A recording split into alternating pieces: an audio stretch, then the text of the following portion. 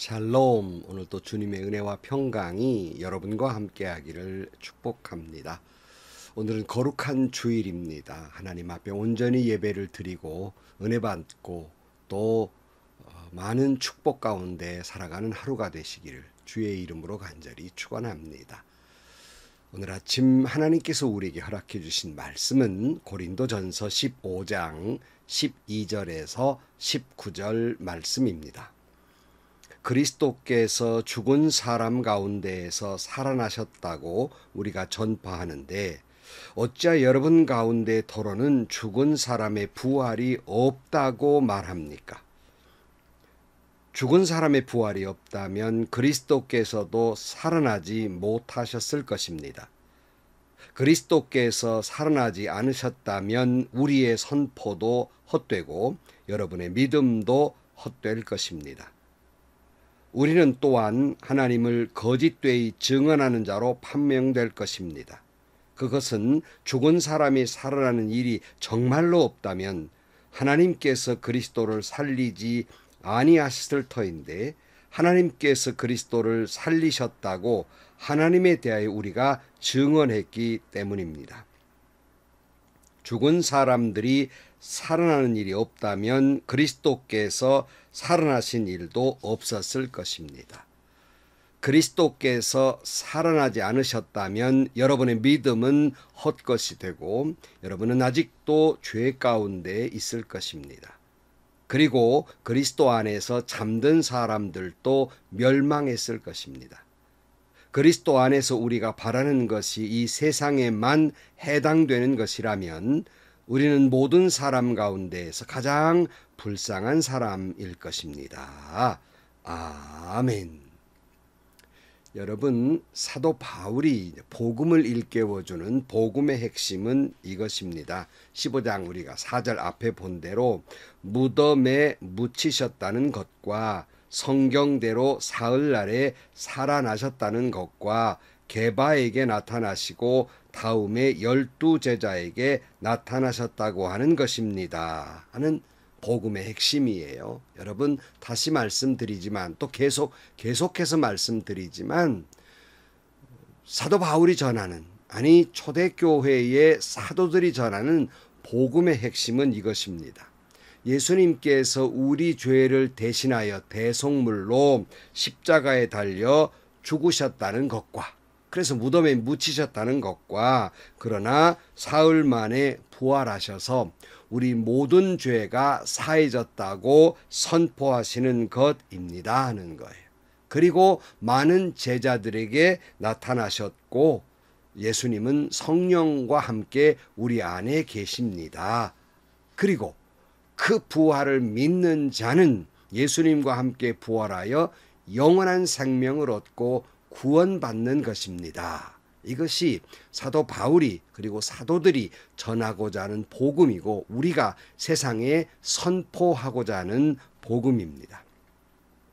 그래 사도 바울은 십자가만 자랑한다고 말하지 않습니까?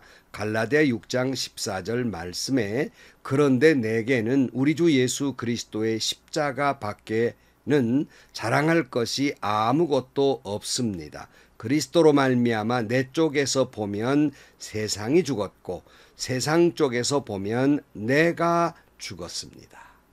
그러므로 바울이 전하고자 하는 것 곧 예수 그리스도의 십자가의 부활입니다. 그런데 이걸 믿지 못하는 사람이 있어서 12절 말씀을 본문에 보면 그리스도께서 죽은 사람 가운데에서 살아나셨다고 우리가 전파하는데 어찌하여 여러분 가운데 더러는 죽은 사람의 부활이 없다고 말합니까? 그랬어요. 여러분, 초대교회를 괴롭히는 많은 어려움들 또 이단들이 있었는데요. 그런 사람들 가운데 하나가 바로 부활을 부정하는 거예요.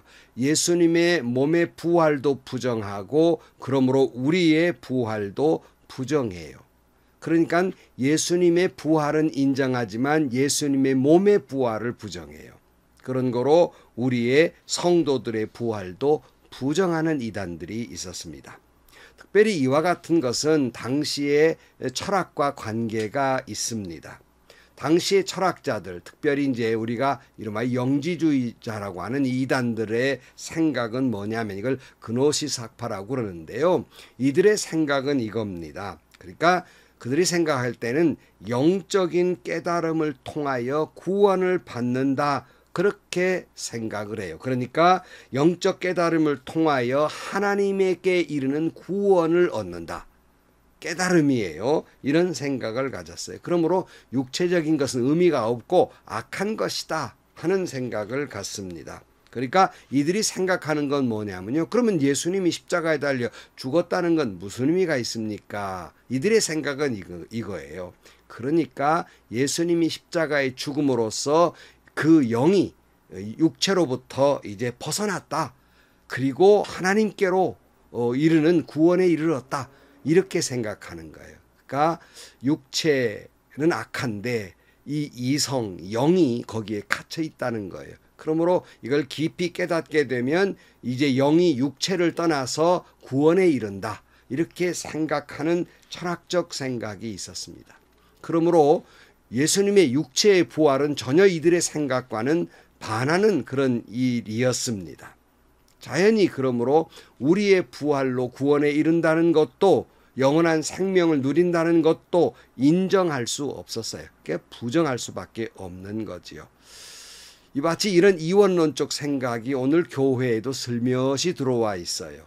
뭐 이단과 같지는 않지만 어떤 생각이냐면 누가 영적인 것 그러면 굉장히 그 사람 잘 믿는 것 같아요. 그러나 육적인 것을 이야기하면 왠지 저급한 신앙을 가지고 있고 믿음이 없는 것 같이 무조건 영적 이런 말만 해야 아주 신앙이 좋은 것 같은 생각, 잘못하면 이원론에 빠지기 쉽습니다.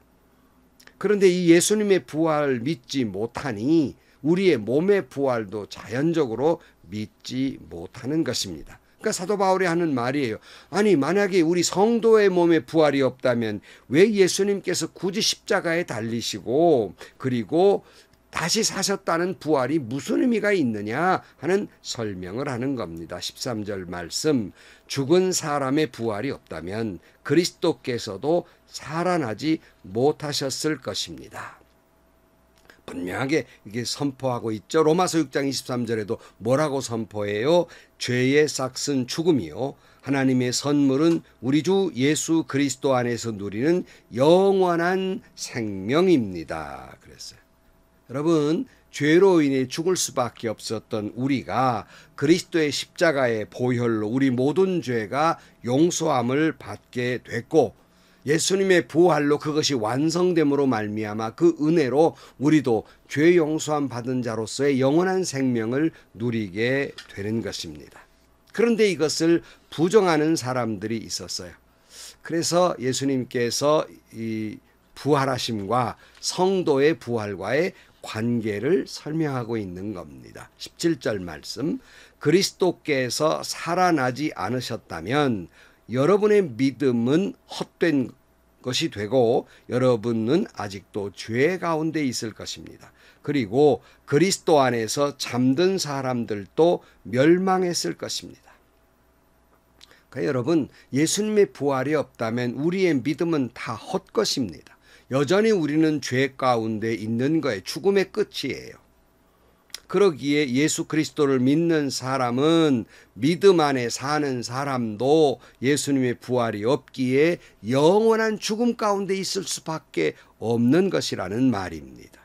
부활이 없다면 우리의 부활도 없을 것이고 죽음으로 끝나버리고 말 것입니다. 그러나 예수님의 부활이 있다면 우리도 그를 믿는 자들은 우리도 부활할 것입니다. 그런데 예수님의 부활은 믿으면서 몸의 부활을 믿지 못하는 것은 헛된 믿음을 가지고 있고 세상에 그런 신앙을 가진 사람은 제일 불쌍한 사람이라는 거예요. 19절 말씀.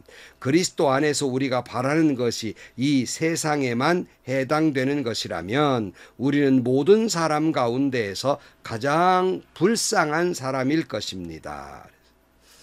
아까 설명드린 대로 사도들이 전했던 복음, 그들이 설교하면서 전하고자 했던 핵심 또 말씀드립니다. 바로 그것은 예수님이 우리 죄를 위해 죽으셨고 부활하셨으며 우리에게 나타나셨고 오늘 또 우리 안에 계시기 때문에 우리는 영원한 생명을 누린다는 것, 이것이 복음인데, 이것이 복음의 핵심인데, 여기서 부활을 빼버리면 아무런 의미가 없고 이 모든 말은 헛것이며 거짓말이 되는 것이며, 이런 거짓된 것을 믿는다면 세상에 불쌍한 사람이 되고 만다는 것입니다. 그러나 여러분, 예수님의 제자들이 한결같이 순교할 수 있었던 믿음의 힘은, 능력은, 파워는 어디서부터 온 것입니까? 바로 예수님의 부활을 믿었고 우리의 부활도 믿고 있기 때문이었습니다.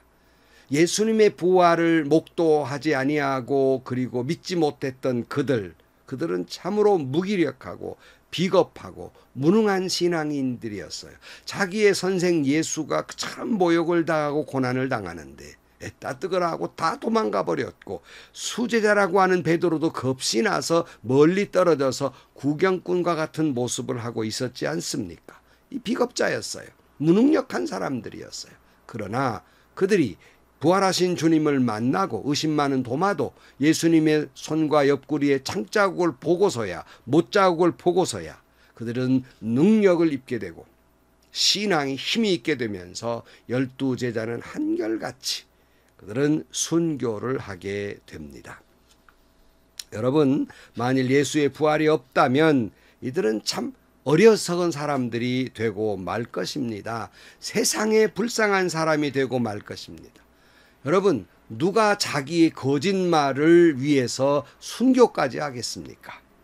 그들은 예수님의 부활과 자신의 부활을 믿고 있기 때문에 죽음이 두렵지 않았습니다. 순교할 수 있었어요. 놀라운 능력, 놀라운 그런 신앙의 확신을 가지고 있었다는 말씀입니다. 오늘 우리도 부활을 믿지 못하면 이런 용기도 이런 능력도 없게 되는 것입니다.